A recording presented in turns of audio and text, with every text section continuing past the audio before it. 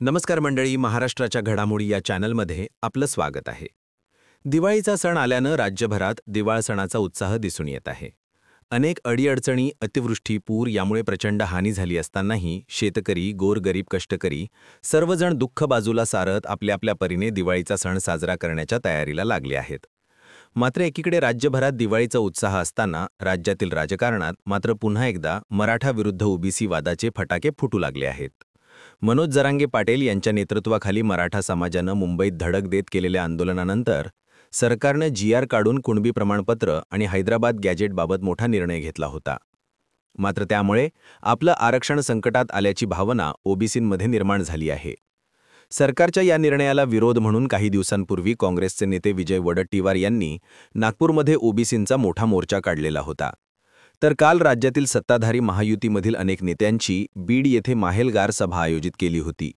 या सभेमध्ये छगन भुजबळ, धनंजय मुंडे, गोपीचंद पडळकर, लक्ष्मण हाके यांच्यासह अनेक ओबीसी नेते उपस्थित होते. मराठा समाजाला कुणबी प्रवर्गातून आरक्षण देण्याच्या मागणीला आणि त्या दिशेनं सुरू असलेल्या सरकारी हालचालींना विरोध करणं, ओबीसी समाजाच्या सध्याच्या आरक्षणाला कोणताही धक्का लागू नये, 2 सप्टेंबर रोजी सरकारने काढलेला जीआर रद्द करण्यात यावा, यासाठी सरकारवर दबाव आणणं हा या सभेचा मुख्य उद्देश होता. दरम्यान या सभेत छगन भुजबळ यांनी महायुती सरकारमध्ये आपले सहकारी मंत्री असलेले राधाकृष्ण विखे पाटील यांना लक्ष्य केल्याने अनेकांच्या भुवया उंचावल्या. राज्य सरकारमधील मंत्री आणि मराठा आरक्षण उपसमितीचे अध्यक्ष असलेल्या राधाकृष्ण विखे पाटील यांच्यावर छगन भुजबळ यांनी बोचरी टीका केली. विखे आला आणि सर्व महाराष्ट्रामध्ये विखार पसरून गेला. गेला तर गेला, आपण जीआर काढला. विखे पाटील हे गरज नसताना मनोज जरांगेकडे जातात. भाजपाच्या लोकांना मला सांगायचंय की तुमच्या लोकांना आवरा.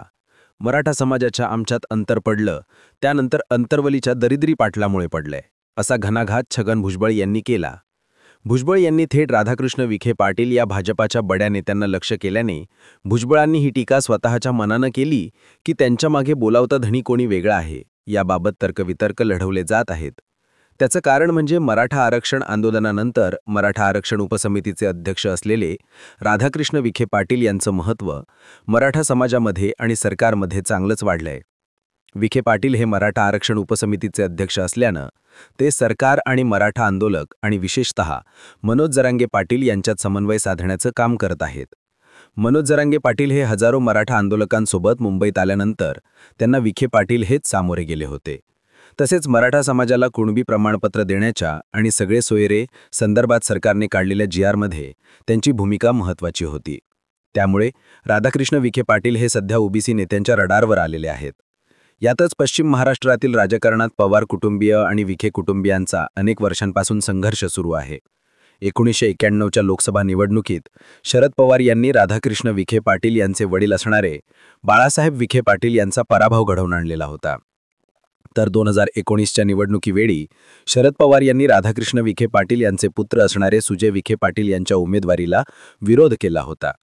सध्या पवार आणि विखे हे दोघेही मराठा नेते असल्यानं पश्चिम महाराष्ट्र तसेच मराठवाडा पट्ट्यातील मराठा समाजामध्ये विख्यांचं वर्चस्व वाढल्यास ते अजित पवार यांना परवडणारा नाही.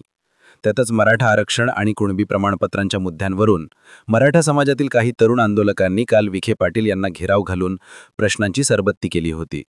अशा परिस्थितीत विख्यांना आणखी अडचणीत आणण्याची संधी साधून अजितदादांमार्फत छगन भुजबळ आणि इतर नेत्यांना कामाला लावून आक्रमकपणे ओबीसींची बाजू मांडायला लावल्यास भाजपपासून दुरावणारे ओबीसी मतदार आपल्याकडे खेचता येऊ शकतात, असा हिशोब अजितदादांनी केलेला असू शकतो.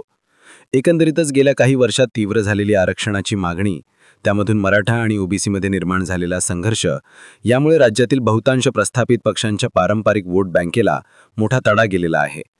एका समाजाबाबत अनुकूल भूमिका घेतली की दुसरा नाराज होतो, अशी परिस्थिती आहे. अशा परिस्थितीत आपली वोट बँक कायम ठेवताना नव्या वोट बँकेला जोडण्याचा प्रयत्न सर्वच नेत्यांकडून सुरू आहे. त्यामुळे स्वतः मराठा असलेले अजित पवार मराठा आरक्षणाबाबत सकारात्मक बोलायचं, अनुकूल भूमिका घ्यायची आणि छगन भुजबळ, धनंजय मुंडे यांच्यासारख्या ओबीसी नेत्यांना ओबीसींचा आवाज बनवायचं, अशी दुहेरी खेळी अजित पवार खेळत असावेत. आता ही खेळी यशस्वी होणार की त्यांच्याच पक्षावर उलटणार हे आगामी काळात दिसेलच. सध्या तरी अजित पवार एकीकडे मराठा आणि दुसरीकडे ओबीसींना चुचकारण्याची भूमिका घेत आहेत. असं तुम्हाला वाटतं का? अजितदादांची ही खेळी यशस्वी होणार का? याबाबत तुमचं मत तुम्ही आम्हाला कमेंटच्या माध्यमातून नक्की कळवा. जर हा व्हिडिओ आवडला असेल तर लाईक आणि शेअर करा. सोबतच आपल्या महाराष्ट्राच्या घडामोडी या चॅनलला सबस्क्राईब करायला अजिबात विसरू नका. धन्यवाद.